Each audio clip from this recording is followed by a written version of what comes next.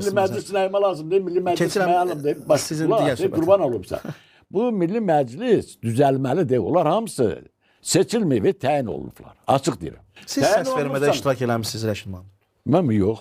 Niyə iştirak etmədiniz? Niyə iştirak edirəm? Yalanla seçirlər. Nəyə görə mən səs verməliyəm? Kimə səs verməliyəm? Yəni sizcə hər bir vətəndaş özü səs vermədə iştirak etsə, öz milli məclisini seçsə, Mən Milli Məclis tanıyırsanmı sən kimdir heç onu? millət vəkillərini O seçsə. vəkilləri tanıyırsanmı sən?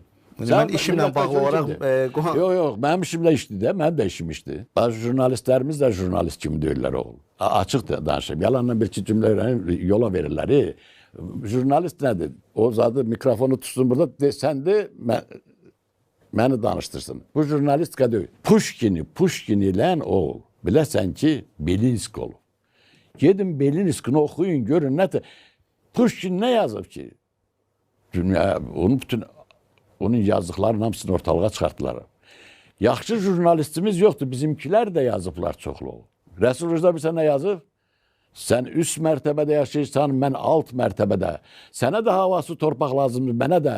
Bir ovuç buğda da nemətdir bir dənə.